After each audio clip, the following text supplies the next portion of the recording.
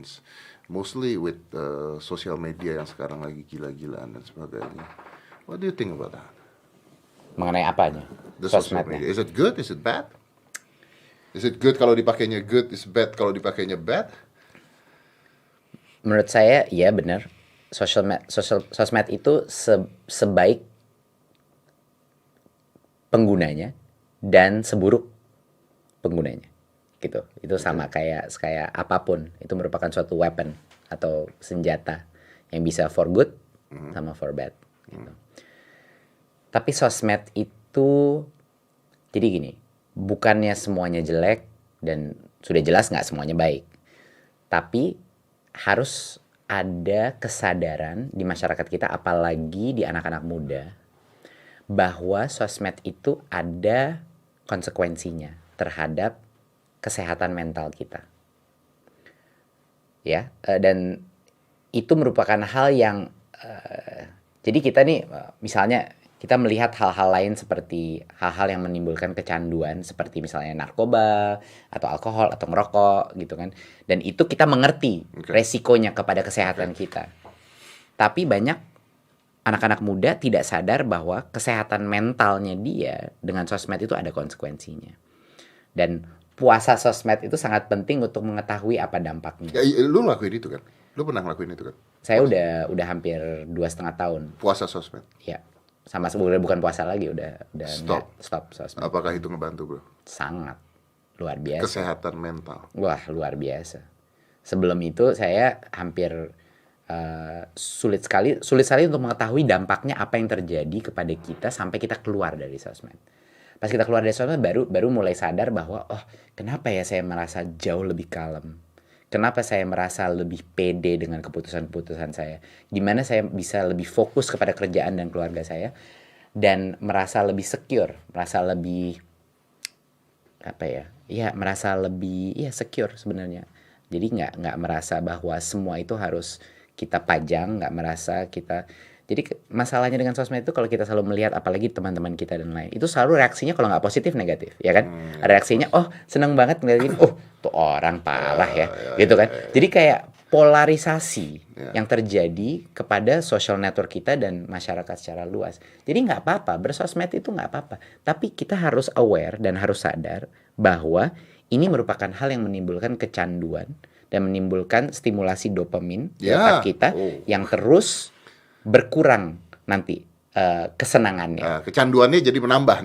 Ya, dosisnya harus naik. Ya. Betul. Jadi kita harus sadar itu menimbulkan kecanduan dan kecanduan itu harus di-manage. Itu aja. Dan orang nggak sadar bahwa itu menimbulkan kecanduan. Kecanduan sosmed itu real dan merupakan hal yang menciptakan perasaan loneliness yang sangat tinggi dan berkontribusi kepada kesehatan mental anak-anak muda. Terutama anak-anak muda yang benar-benar hidupnya udah di situ. Gue rasa mereka tidak sadar bahwa apa yang mereka lihat di sosial media itu sebenarnya palsu. Baru Mie Sedap Selection Korean Spicy Soup. This one is for you. Kamu harus coba. Itu yang gue percaya. Benar. Karena tidak mungkin ada orang ngeposting di Instagram atau di manapun dengan keadaan mereka lagi terpuruk dalam hidupnya. Gitu. Jadi apa yang mereka lihat dari temannya atau dari sosmed tersebut isinya adalah positifnya orang lain. Like kalau kita ngomong selebriti atau artis gitu ya, nggak mungkin yang di post itu lagi bangun tidur jelek dan sebagainya. So everything is fake. Yeah. Tapi mereka akhirnya membandingkan diri mereka dengan kehidupan orang lain dan mereka merasa bahwa hidup gue tidak seperti orang lain dan become loneliness and sad. Akhirnya jadi sedih, lonely dan mental health. Nih saya cerita Mas Dedi dulu. Waktu saya masih di Facebook sama Instagram. Itu biasanya kalau teman saya ngepost, kadang-kadang kan saya ngelihat kalau teman saya ngepost tiap hari, tiba-tiba gitu. Kok jadi ngepost tiap hari? Biasanya kan sekali seminggu gitu. Ini lagi ngepost tiap hari. Saya langsung telepon. Bro, ada apa? Selalu tanpa gagal pasti ada masalah dengan hubungan. Wait a minute, lu lu mengkoneksikan hal tersebut dengan masalah? Hampir 100%, selalu akurat. Oh ya? Ya, jadi kalau dia ngepost tiap hari, itu teman-teman saya ya, nggak tahu ya, saya nggak punya sampel set. Orang lain. Let's say ini teman-teman saya, kasus lu ya. Okay. Itu langsung saya telepon. Postingan tiap hari ini postingan positif atau negatif? Enggak, kalau ada perubahan. Oke. Perubahan. oke. Dia biasanya perubahan ngepost kebiasaan perubahan kebiasaan. sosial media. Betul. Oke. Jadi And dia then- biasanya ngepost sekali seminggu Ah. gitu. Tiba-tiba dia ngepost tiap hari, beberapa kali sehari. Itu langsung saya telepon. Saya cek, ada apa, bro? Gitu. And mostly kebanyakan. Ada masalah dengan pacar, atau masalah dengan keluarga, atau masalah dengan job atau uang, krisis di secara karir dan lain-lain. Selalu ada isu mental. Oke. Itu hampir selalu begitu. Jadi itu sekedar satu cerita ya, mengenai tapi kan gimana. artinya dia menggunakan sosial media sebagai sebuah pelarian seperti orang pakai alkohol atau narkoba kan. Ketika ada sebuah masalah larinya ke sosial media. Betul. Dan saya mulai menyadari itu karena waktu itu dulu sekolah saya posting. Kenapa saya mulai sadar? Karena saya senang posting dulu. Tapi saya posting itu bisa mikirnya sebelum ngepost itu bisa sampai 1 jam saya pikirin postnya. Padahal saya dulu tuh waktu masih muda sih sekarang, lebih muda. Dulu tuh ngerasa gue nih pede gitu kan, masih muda dan jadinya nggak perlu selalu mamer-mamer atau apa-apa gitu. Tapi ternyata waktu saya sadar ngepost aja kok saya 1 jam mikirnya, itu artinya saya sebenarnya dalamnya tuh care.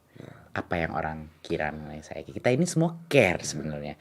Dan dari situlah kita membuat suatu posting, kita engineer itu posting biar pas sesuai yang kita inginkan orang melihat kita. To please other people. Betul. Dan itu proses itu menurut saya tidak sehat. Proses untuk memframing diri kita dan mengengineer kita. Sedangkan saya inginnya nih anak-anak muda kita, saya selalu bilang waktu di Nacho juga sama, saya selalu bilang yang paling penting itu punya keberanian untuk menjadi diri kamu sendiri. Dan itu sangat sulit di dalam ekosistem social media. Gitu. Karena dengan partisipasi di dalam aktivitas digital, aktivitas simulasi itu yang namanya sosmed, kita melatih diri kita untuk tidak menjadi diri kita. Ya. Itu, benar nggak? Betul. Dan pembuat sosial media, apapun sosial medianya, tahu tentang hal tersebut. Tahu tentang kebiasaan itu. Makanya itulah dibuat supaya orang kecanduan. Gua baca satu artikel tentang Facebook. Jadi ada orang menganalisa tentang algoritmanya Facebook. Ternyata, kalau gua nggak salah ya, ternyata berita-berita negatif itu lebih disebarkan. Karena berita negatif itu dapat attention dari orangnya lebih banyak, lebih besar. Akhirnya berita negatif lebih tersebar dibandingkan berita positif. Ya. Tapi buat company-nya sendiri, this is money. Karena lebih banyak attachment-nya dengan orang-orang lain. Akhirnya itu yang terjadi. Jadi sebenarnya this is also by design. By design bahwa untuk membuat orang kecanduan dengan hal yang berbeda. Dan itu dibiarkan karena ya kalau narkoba dan minuman keras orang tuanya tahu, tapi kalau sosial media kalau lu nggak ikutan lu nggak keren. Kalau gue sih sampai sekarang belum. Tapi Mas Dedi tahu nggak? Sejak saya puasa itu. Oh iya, I want to know that. Tell me what happened. Relationship atau hubungan saya sama teman-teman saya menjadi lebih dalam. Karena kalau kangen atau kepengen nongkrong, langsung nelpon. Bro, yuk makan yuk. Yuk datang mampir gitu. Jadi kualitas jelas yang koneksi teman-teman kita yang tadinya teman-teman ya quote unquote teman-teman itu memang jadi kita kayak dilusi pertemanan sosial kita. Jadi merasanya ini awalnya saya merasa sedikit kayak lepas koneksi ya sama teman-teman, tapi lama-lama dengan teman-teman yang benar-benar punya value, punya makna di hidup saya itu menjadi jauh lebih kuat. Dan saya jadi lebih secure. Jadi sebenarnya kualitas pertemanan saya improve loh sejak saya puasa. Itu aneh kan, counterintuitif hampir, tapi mungkin itu realitas saya. Mungkin karena kita tidak tahu apa yang terjadi pada teman kita dan sebagainya kali ya. Jadi akhirnya kita pingin lebih tahu, pingin lebih care dan sebagainya. Kalau nggak kan ketika kita ngeliat kayaknya bye-bye aja nih, kayaknya ya udah gitu kan. You feel close. Jadi menjauhkan yang dekat, mendekatkan yang jauh kan. Sebenarnya kan itu yang terjadi kan.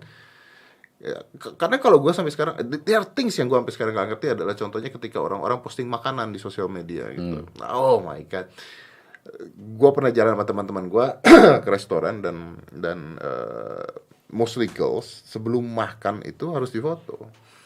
Dan dia harus ngatur makanannya, sendoknya diminggirin, makanan dipinggirin dan sebagainya sampai is perfect. Padahal makanan udah datang, so it takes like 10 minutes, including to write the caption, harus tulis captionnya dan sebagainya untuk posting makanan di Instagram. Gue sempat tanya pada saat itu, why you doing this? Gitu, kenapa lu ngelakuin ini? Nggak bisa dijawab. Iya. Nggak bisa dijawab karena memang tidak ada alasan khusus untuk seseorang melakukan hal tersebut. Pertama, gue sempat ribut loh. Gue sempat ribut gara-gara itu with my friend lah. Gue sempat ribut, bukan ribut lah, tapi maksudnya argue ya. Gue bilang bahwa lu pertama, lu bukan yang pemilik restorannya yang harus promo makanan ya. Dan makanannya udah datang dari 10 menit yang lalu dan itu dingin. Dan gue mau makan nggak bisa karena gue harus nungguin lu posting dulu sebelum gue makan, karena nggak enak kalau lu lagi posting dan gue makan. Tapi what I realize is bahwa ternyata itu bukan di dia, tapi banyak sekali orang posting makanan di sosial media. Dan dia harus menghabiskan waktu yang seperti tadi dibilang untuk dapetin likes. So, Itu kuncinya. yes. Itu nggak ada hubungannya sama makanan Nggak atau ada. apa. Hubungannya adalah bagaimana saya bisa mengengineer sebanyak mungkin likes yang menciptakan dopamin di otak saya. Yes. Itu. Makanya sekarang banyak restoran-restoran. Gue punya teman, ada beberapa teman gue yang lagi buat restoran. Adalah beberapa teman gue ngajak gue untuk bisnis restoran. Gue bicara dengan 3-4 orang. Lo tau apa yang dikatakan sama mereka ketika mereka ngedesain restoran? Mereka bilang, jadi kita bikin restoran ini Instagramable. They're not talking about food anymore. Ya. They're talking about Instagramable.